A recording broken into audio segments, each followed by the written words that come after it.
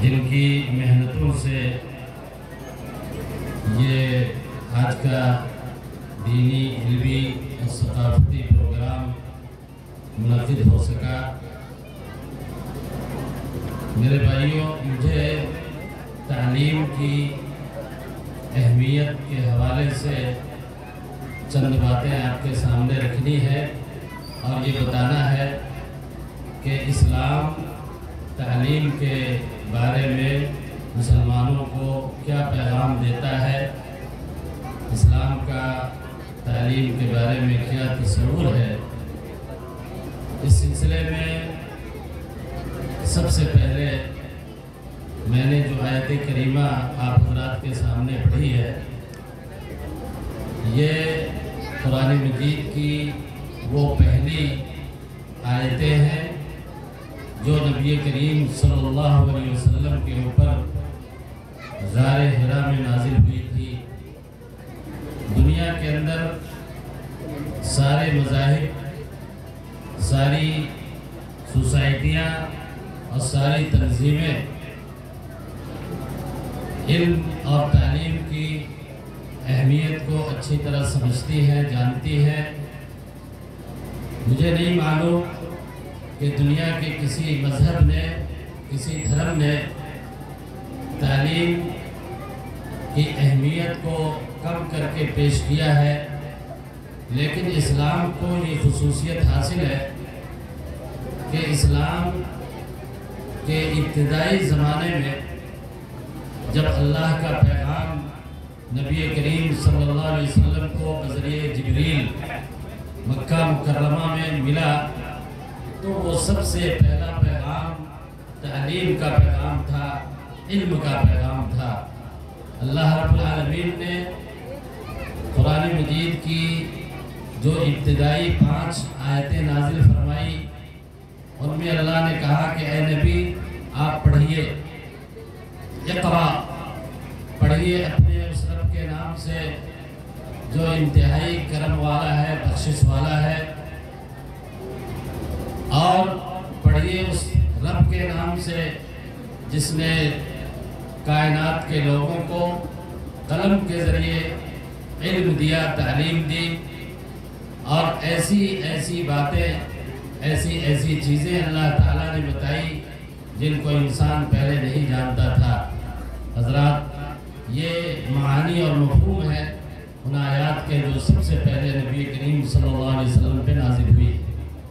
قرآن مجید میں اللہ تعالیٰ نے ایک دوسری جگہ پہ ارشاد فرمایا، شہد اللہ انہ لا الہ الا ہو والملائکۃ وأولو العلم قائما بالقسط لا الہ الا هو العزیز الحکیم۔ اللہ تعالیٰ فرماتا ہے کہ اللہ خود اس بات کی شہادت دیتا ہے کہ اس کے علاوہ کوئی معبود نہیں ہے، اور فرشتے بھی اس بات کی شہادت دیتے ہیں، اور فرشتوں کے ساتھ جو اہل علم ہے وہ بھی اس بات کی گواہی دیتے ہیں۔ میرے بھائیوں، اس آیت کریمہ میں اللہ رب العالمین نے اپنا ذکر کیا سب سے پہلے، اور اپنے ساتھ اپنے فرشتوں کا ذکر کیا، اور اس کے فوراً بعد اللہ رب العالمین نے اہل علم کا ذکر کیا۔ اس سے اندازہ ہوتا ہے کہ دنیا کے اندر جو پڑھے لکھے لوگ ہیں، صاحب علم ہیں، اور ان کی حیثیت اللہ رب العالمین کے نزدیک فرشتوں کے مقابل ہے، فرشتوں کے برابر ہے۔ ایک تیسری آیت میں اللہ رب العالمین فرماتا ہے، قُلْ هَلْ يَسْتَوِي الَّذِينَ يَعْلَمُونَ وَالَّذِينَ لَا يَعْلَمُونَ۔ اے نبی پاک، آپ کہہ دیجئے، آپ پوچھئے لوگوں سے کہ کیا پڑھے لکھے لوگ اور ان پڑھ لوگ دونوں برابر ہو سکتے ہیں؟ ہرگز برابر نہیں ہو سکتے۔ اللہ تعالیٰ اس آیت کریمہ میں تعلیم اور اہل علم، پڑھے لکھے لوگوں کی اہمیت کو، اس کے مقام کو، اس کے مرتبے کو بتاتا ہے کہ دنیا میں 2 ہی طرح کے لوگ پائے جاتے ہیں۔ ایک وہ لوگ جو صاحب علم ہیں، پڑھے لکھے ہیں، اور دوسرے وہ لوگ جو پڑھے لکھے نہیں ہیں، ان پڑھ ہیں، اور ان دونوں طبقوں میں آسمان و زمین کا فرق ہے۔ میرے بھائیوں، ایک جگہ اور اللہ رب العالمین نے فرمایا کہ یرفع اللہ الذین آمنوا منکم والذین اوتوا العلم درجات۔ اللہ رب العالمین اہل ایمان کا اور اصحاب علم کے درجات کو بہت بلند کرتا ہے، دنیا میں بھی اور آخرت میں بھی۔ ایک صاحب علم، ایک پڑھا لکھا انسان اللہ رب العالمین کی نگاہ میں اس کا مقام اور اس کا مرتبہ انتہائی بلند اور اعلیٰ ہے۔ نبی کریم صلی اللہ علیہ وسلم کی احادیث پہ جب آپ غور کریں گے تو آپ دیکھیں گے کہ نبی کریم صلی اللہ علیہ وسلم نے علم کی فضیلت اور اس کی اہمیت کے حوالے سے جا بجا تمام کائنات کے لوگوں کو، صرف مسلمانوں کو نہیں بلکہ پوری دنیا کے لوگوں کو تعلیم کی اہمیت اور اس کی فضیلت بتائی ہے اور ان کو پڑھنے اور لکھنے کی خصوصی تلقین کی ہے۔ ایک حدیث میں اللہ کے نبی صلی اللہ علیہ وسلم فرماتے ہیں کہ من سلک طریقا یلتمس فیہ علما سہل اللہ لہ طریقا الی الجنہ۔ یہ صحیح مسلم کی روایت ہے۔ اللہ کے نبی صلی اللہ علیہ وسلم نے فرمایا کہ کوئی انسان علم کے حصول کے لیے، علم حاصل کرنے کے لیے، علم کی تلاش میں کسی راستے پہ نکل پڑتا ہے، چل پڑتا ہے، تو اللہ رب العالمین خصوصی طور پہ اس انسان کے لیے کامیابی اور جنت کے راستے کو آسان کر دیتا ہے۔ معلوم یہ ہوا اس حدیث سے کہ یہ علم کا راستہ، علم کو حاصل کرنے کا کی جدوجہد، یہ اصل میں سب سے بڑی کامیابی حاصل کرنے کی جدوجہد ہے۔ یہ جنت کا راستہ ہے، یہ آخری کامیابی کا راستہ ہے۔ میرے بھائیوں، ایک حدیث میں اللہ کے نبی صلی اللہ علیہ وسلم نے فرمایا کہ من یرد اللہ بہ خیرا یفقہہ فی الدین،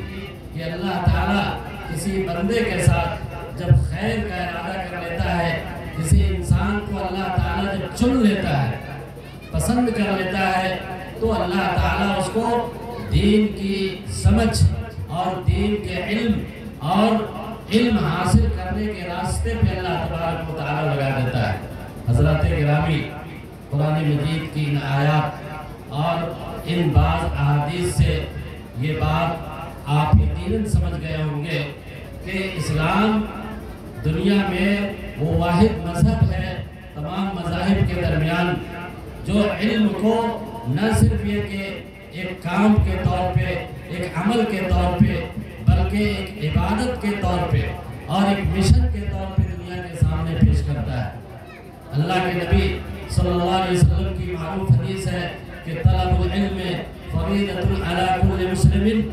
کہ علم حاصل کرنا تمام انسانوں کے لیے اور خاص طور پہ تمام مسلمان مردوں کے لیے اور تمام مسلمان عورتوں کے لیے یہ ایک فریضہ ہے۔ میرے بھائیوں، ہمارے اوپر اسلام نے بہت سارے فریضے عائد کیے ہیں، عبادات کے فرائض ہیں، نماز ہے، روزے ہیں، حج ہے، زکوٰۃ ہے، اور بھی دوسرے فرائض اسلام نے ہمارے اوپر عائد کیے ہیں۔ اسی طریقے سے علم کا حصول اور علم کو حاصل کرنا، یہ بھی اسلام نے ایک فریضے کے طور پہ رکھا ہے اور ہمیں اس بات کی سخت تاکید کی ہے کہ اس فریضے کے حصول میں ہمیں پوری جد و جہد کرنی چاہیے۔ میرے بھائی، میں اپنی تقریر کو مختصر کرتے ہوئے آج کے اس علمی پروگرام میں ایک شاعر ہے عربی کے، بہت مشہور شاعر ہے، احمد شوقی کے نام سے ان کو جانا جاتا ہے، مصر کے رہنے والے تھے۔ انہوں نے عربی میں بہت ہی عمدہ شعر کہا ہے جس سے آپ اندازہ لگا سکتے ہیں کہ علم نہ صرف یہ کہ مذہبی اعتبار سے بلکہ دنیاوی اعتبار سے بھی اس کی کیا اہمیت ہے۔ شاعر کہتا ہے کہ العلم یرفع بیتا لا عماد له والجہل یہدم بیت العز والشرف۔ اس شعر کا مطلب یہ ہوا کہ علم وہ چیز ہے کہ وہ ایسے مکان کو، ایسی عمارتوں کو اور ایسی سوسائٹی کو پیدا کرتا ہے، تعلیمی سوسائٹی کو، ایسے سماج کو بناتا ہے جس کی پہلے سے کوئی بنیاد نہیں ہوتی، اور اس کے مقابل میں جہالت اور آدمی کا ان پڑھ ہونا، نہ پڑھنا، یہ ایسی بیماری ہے جو اچھے خاصے گھروں کو، اچھے خاصے خاندان کو اور اچھے خاصے سماج کو توڑ کر کے رکھ دیتا ہے، برباد کر کے رکھ دیتا ہے۔ حضرات گرامی، آپ نے دیکھا ہوگا، محسوس کیا ہوگا کہ ایک غریب طبقے سے تعلق رکھنے والا انسان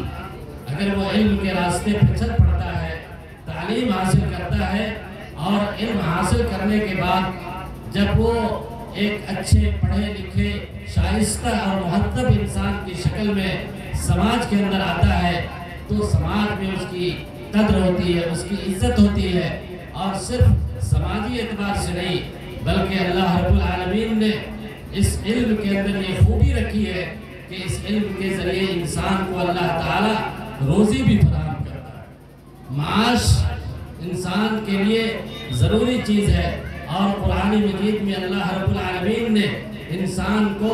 روزی حاصل کرنے کی تلقین کی ہے، اس کو حکم دیا ہے۔ ایک جگہ اللہ رب العالمین نے قرآن مجید میں فرمایا کہ فَإِذَا قُضِيَتِ الصَّلَاةُ فَانتَشِرُوا فِي الْأَرْضِ وَابْتَغُوا مِن فَضْلِ اللَّهِ، کہ اے لوگو جب نماز سے فارغ ہو جاؤ تو زمین میں پھیل جاؤ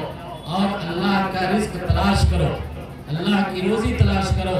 ایک دوسری آیت میں اللہ تعالیٰ نے فرمایا هُوَ الَّذِي جَعَلَ لَكُمُ الْأَرْضَ ذَلُولًا فَامْشُوا فِي مَنَاكِبِهَا وَكُلُوا مِن رِزْقِهِ، کہ اے لوگو زمین میں جاؤ،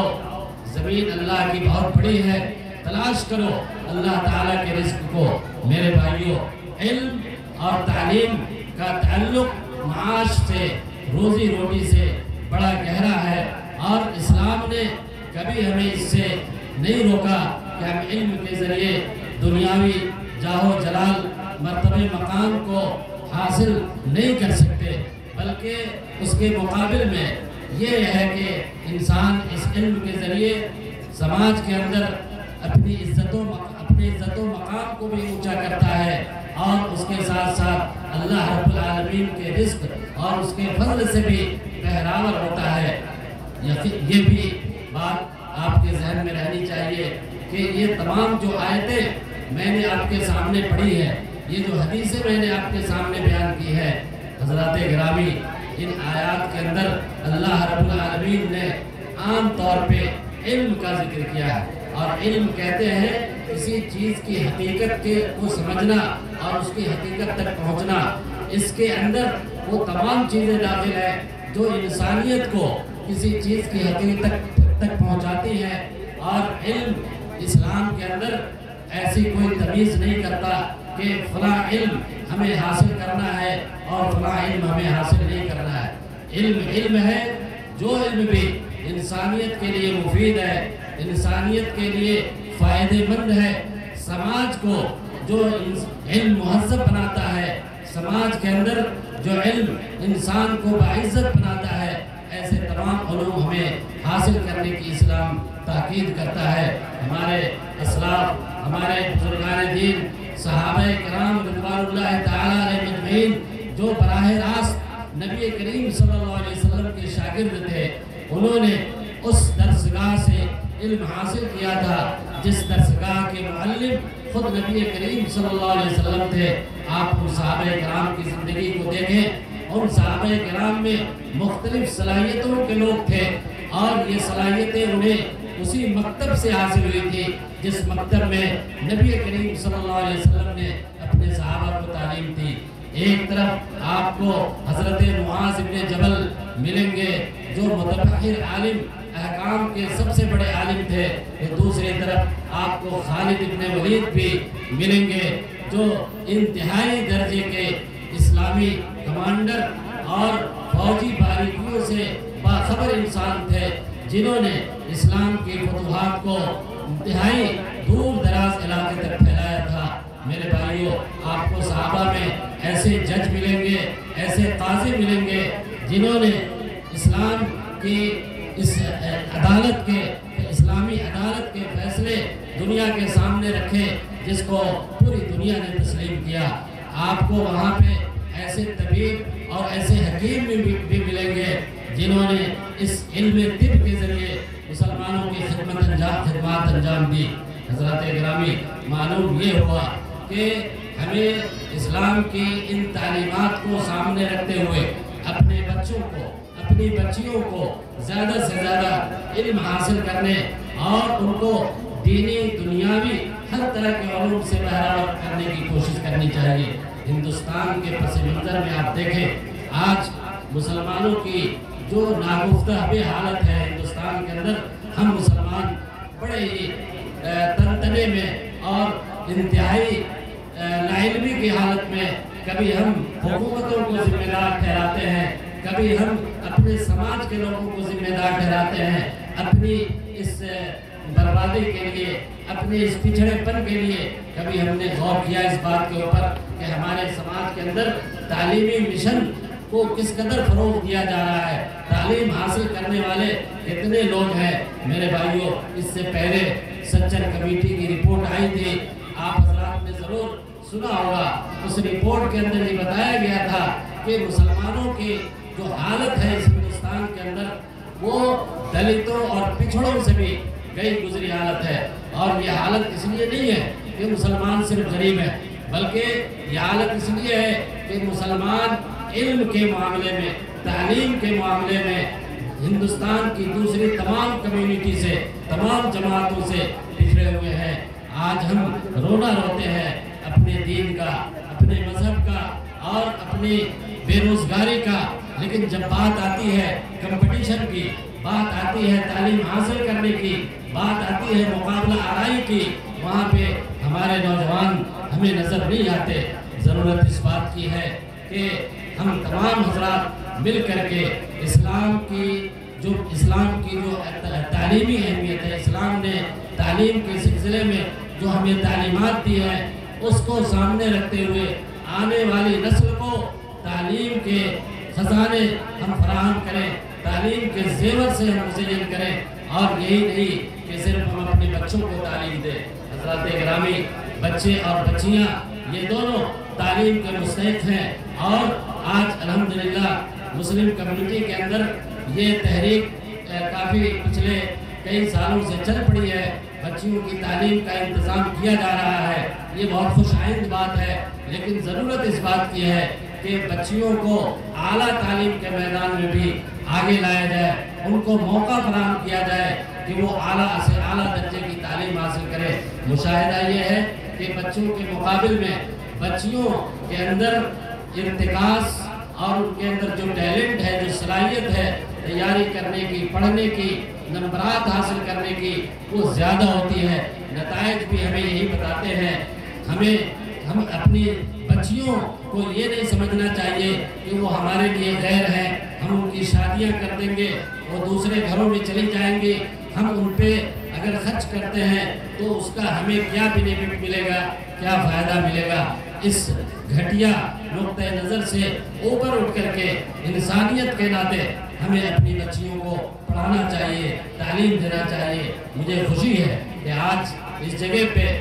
اس دیما بستی کے اندر یہ اسکول جہاں پہ قائم ہے، یہ اسکول الحمدللہ اس تعلیمی مشن کو آگے بڑھا رہا ہے۔ مبارکباد کے مستحق ہے ایک بار پھر وہ تمام افراد جو اس تعلیمی مشن سے جڑے ہوئے ہیں۔ ہم ان سے گزارش کریں گے کہ آپ اپنے اس مشن میں پوری مضبوطی کے ساتھ قائم رہیں، اور تمام مشکلات، تمام پریشانیاں آپ کو آئیں گے اس راستے میں۔ ایسا نہیں ہے، یہ پھولوں کا سیج نہیں ہے۔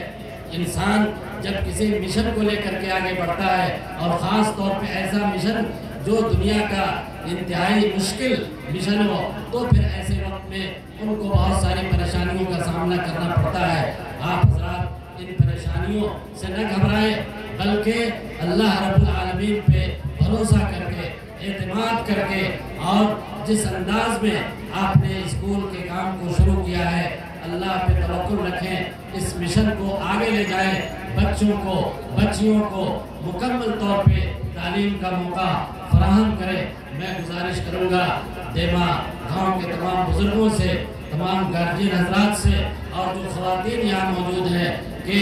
وہ اپنے بچوں کو، اپنی بچیوں کو تعلیم سے جوڑے، اس اسکول سے جوڑے اور بچیوں کو تعلیم یافتہ بنائے۔ انشاءاللہ یہی چیز ان کے لیے آخرت کے اندر باعث اجر اور باعث ثواب ہوگا۔ انہی چند کلمات کے ساتھ میں اپنی بات کو ختم کرتے ہوئے اللہ رب العالمین سے دعا کرتا ہوں، اللہ تعالی ہم سب کو تعلیم کی اہمیت کو سمجھنے اور اس کو اپنی زندگی میں برتنے کے اللہ تعالیٰ توفیق عطا فرمائے۔ اللہ تعالیٰ ہماری نئی نسل کو تمام طرح کی خرابیوں اور برائیوں سے الگ کر کے اللہ تعالیٰ تعلیم کے راستے پہ لگا دے۔ اللہ تعالیٰ اس امت مسلمہ کی حفاظت فرمائے اور ہمیں اس بات کی توفیق دے کہ ہم اپنی تعلیمی مشن کے ذریعے اس ملک کی خدمت کر سکیں، اس ملک کو آگے لے جائیں۔ انہی چند کلمات کے ساتھ اور آپ تمام حضرات کے شکریہ کے ساتھ وآخر دعوانا الحمدللہ رب العالمین، السلام علیکم ورحمۃ اللہ وبرکاتہ۔